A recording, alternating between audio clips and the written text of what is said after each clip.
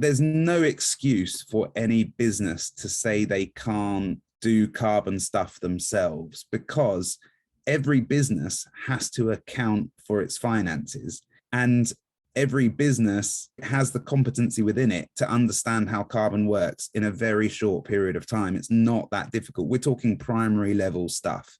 It takes an hour here, an hour there, and then you understand it. So it's easy for people to hide behind ignorance and say, well, somebody else will do it, and they told me that it was carbon negative or whatever, so I just went with it. It's like, no, that it's not good enough in this scenario, which is why we have this coaching model, because it does take an hour. Like, you will have learned some stuff in this conversation, and you do 2 or 3 more and you're there. You know as much as needs to be known, but there's a massive gulf between those couple of hours of investment of proper learning. With regards to the greenwashing, ultimately, if someone's making a claim that's an accounting claim, they're claiming to be net neutral, which is kind of like a break even, or net negative, which is like a carbon profitable, if you like. Show me your accounts, show me your numbers. You know, you can go on HMRC or the Due Dil website and go and check whether someone's blagging when they say they've grown tenfold in 2 years. You just go and have a little look and do your due diligence to figure out whether they're a shyster. But we don't have that mandatory requirement yet from the HMRC to publish our carbon accounts. But instead of me being excited by or skeptical of your claim, whatever your current claim is, of we're on the path to net neutral, or we are net neutral, we're net negative, let me see the journey you're on. Let me see your 2019, 20, 21, 22 accounts, and let me see, oh yeah, not only have you increased the amount you're offsetting, but you've actually decreased the amount that you're spending, because you've begun to put into practice the knowledge you're gaining about how to make it less carbon impactful, more biodiverse supportive. I'd rather see that you're not at net negative yet, but that you've got a quality journey, like you're increasing the quality of your journey towards net zero over 3 years, rather than 1 year you just bought a bunch of shit and you just do that every year and never think about it. I want to see progress each year, that it's getting deeper into the veins of your business and that it's become endemic to who you are in the way that's natural to you. And obviously, as best as you can, the hemp plant is natural to you. But even if that's year 2 or year 3 that you figure out how to like really invest in that kind of solution, that's fine. Just get the wheels turning. If you don't do any carbon accounting in a year, then you're going to be 100% wrong. If you put some stuff in place, you'll at least be like 70, 80% of the way there. And then you just narrow that last 30% down over the next 3 years. That's better than just trying to go with a massive bang. And we're all on a carbon journey. The best practices will change. The regulations will change. But as long as we know what we're doing has a common sense about it, we take molecules from here to there and we try to reduce the amount of molecules we put up there, and we take seriously the carbon accountability part of it, then that's it. That's the job. And we can rest at night then, knowing that we've done something that is heading in the right direction.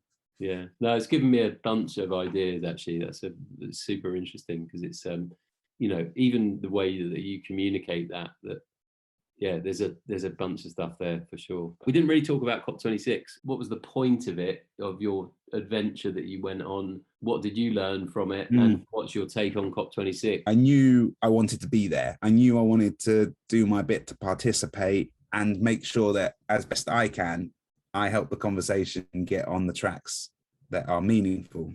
I was approached by a friend who wanted to sail there. They had connected with Steve Simpson, who is a professor at Bristol of marine biology, who's an acoustics expert. And he excited me greatly about the fact that listening is our best sense under the water. We can see only a few feet in vision, but we can hear up to 8-10 miles away. I do really think that listening is the most powerful force in the universe. It just transforms you as you ingest this new information. It makes you feel differently about the world around you, or people, or whoever it might be, whatever it is that you're listening to. And as we listen to these sounds, it kind of helped me build a connection with the sea in a way that I never had before. Although the ocean is the biggest protector against climate change, it provides us most of our oxygen. It has sucked up most of the warming. It's not even on the agenda at COP26. And actually that made sense to me, because I thought, well, this is about nation states all representing their agendas and stuff. And actually, oceans sit outside of the nation state remit, other than the bit around the coast that they want to farm. No nation is representing the ocean. Yeah. And so that made me feel like, oh, that's the way I can participate. So a bunch of us got together and made one of the days Ocean Day and convened breakfasts. And I went and I got to speak in the Blue Zone, which is right at the heart of the diplomacy, with Richard Curtis and the head of Google Arts and Culture about Ocean Day, and played the sounds of the dolphins and the snapping shrimp and the amazing adventure that we had that took a month to go up to get to COP.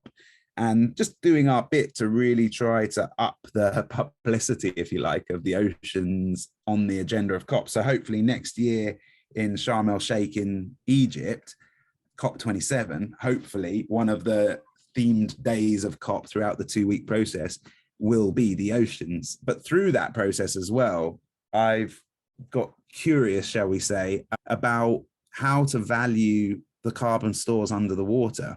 And the tools we've used to build a carbon management system for trees, we've built a system on the blockchain to do that within the company. We need to use acoustics to value the amount of carbon storage in kelp and other biomass forms. And no one's figured that out yet. People do ecoacoustics like what we were doing with the shrimp to figure out what's present and what's not present. But to economize that, to economize the ecology, has not been done yet. So for me, that's my next year's worth of exploration, is to figure out how to do that, starting with a pilot in Namibia in January with the Kelp Forest Foundation and Kelp Blue. Also just made contact with the Sussex Kelp Restoration Project, so much closer to home. And fingers crossed, I'll have more to tell you in a month's time. Yeah, but I haven't figured it out yet. Because the sea is, for exactly the reason that you described, which is it has no one representing it, it's completely neglected. It is the most important oxygen creator, the most important carbon sinks in the world. And it's not really deemed as important as forests. But yeah, what really drilled home to me at COP was that these island nations, especially the Southern Hemisphere, are the first ones to get smashed by climate crisis, by rising sea temperatures, by rising water levels, by traumatic storm events, because they're exposed to the ocean, which is where they often brew up and hit the coastline. And I was like, England coming out of Brexit, coming out of COVID, Queen's gonna die, empire hopefully can be over, what's the new story for Britain? And I was like, what if Britain embraced its identity as an island nation?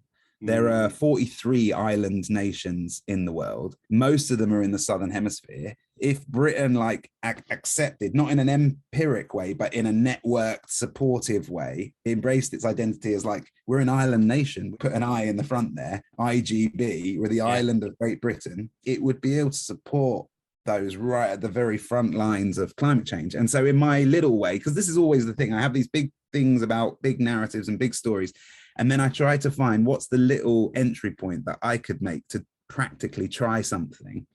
So I looked at the list of island nations, and I looked at who's the smallest island nation. And there's this little island called Nauru, Nauru. They have 10,000 people. And this is research I was doing just this week. And I'm about to reach out to them and try to do some kind of trade deal, if you like, because there's a group called the International Seabeds Authority. And they have been trying to figure a way to let people basically trawl the ocean floor, which is really bad news. Okay. And they have these nuggets, these what do they call them, nodules of copper and other polymetal stuff, and they're look like potatoes. So there's these precious potatoes lying on the ground under the seabed near Nauru, and they got $4,000-5,000 a year of GDP. They're a developing nation, so they are going to do, as I would expect them to do, whatever the hell they can to get richer, because that's what I would do. By 2027, I think all of these policies are going to come through, and they'll start trawling and getting rich from picking up these precious potatoes. But it's not their job not to do that. It's our job, people who have got time and money, to put a proposition to them that makes them more money than picking up these precious potatoes. Otherwise, they're going to start fucking the ocean bed. Yeah. Because that's what they've got to do at that stage of economic development. You just got to do it. So in answer to your question about an hour ago, COP for me was very inspirational. I met a lot of good people. We collaborated and colluded on lots of exciting plans over the next year or two. Whether or not Biden and Greta and the key characters in the story are going to get us anywhere, I don't know. But it did work in terms of convening all the minnows in the story to get together and start dreaming and imagining and creating connections. So that's kind of the journey I'm on. Try and support the island nations with good economic alternatives through valuing the nature that's there, the trees, the kelp, in a way that will give them more money than trying to destroy it. Put oceans on the agenda, represent the oceans in a way that nations don't, and put all of that most innovative stuff into the lab, if you like, of our carbon, so that we keep doing the business as usual, but continuing to develop our tools to get better and better and stronger. Indonesia wouldn't be a bad one. 17,000 islands in Indonesia. Yeah, I have to work my way up the food chain a little bit. We'll try and help now. Nauru, yeah. And then maybe Tonga, and then maybe Indonesia. You know, that kind of flow. You seem to sort of have an ability to see, you know, big problems, but you see the world in a positive light. I wouldn't say you're sort of, you know, overtly positive about everything, but you seem to have a sort of way of spinning things in a positive way. Where do you think that comes from? And any tips for people on how to think positively? I made a video recently about hopeful realism. I don't think positivism is not the word that I get most excited about. I care about, because to me that's linked to optimism. And like, or maybe it's not, maybe it's a better word than optimism, but I don't want to be an optimist. I want to be a realist. I want to understand the world as it truly is today, but I want to be hopeful and imaginative about what can be tomorrow, recognizing that I, the unpredictable human source, one of 7 billion, can unpredictably act in ways that the current trajectory of life couldn't imagine. And therefore, tomorrow can be different and better if I do me, you know, and if you do you, and we all do it, we can change the trajectory. So for me, that's where hopefulness comes from, the imagination of a better tomorrow based on our being here, because we're not bad. We're all right. If you just put the right economic incentives in front of us, we're all right, actually. Maybe instead of thinking about trying to be positive, maybe embracing the opportunity for life as an adventure. That might be where I find some of that from. It's like, wow, what a crazy adventure. Like, we get to do this. And an adventure, as we know, includes good and bad. And it's not about it all being rosy. It's about being in it. It's about connecting with it and embracing it. It's about embracing life, I think. That's the kind of probably the more the threads that I'm interested in. So when it comes to what do I do with my days, what do I do with my time, I prefer methods that help me to cope with embracing life rather than distract me from embracing life. And you can't always do that, you know, on a physical level. If I'm managing myself, I can do some stretching and some yoga and go for a walk. If I've done myself in, then I have to call someone and get a massage. Somebody has to sort of do it for me.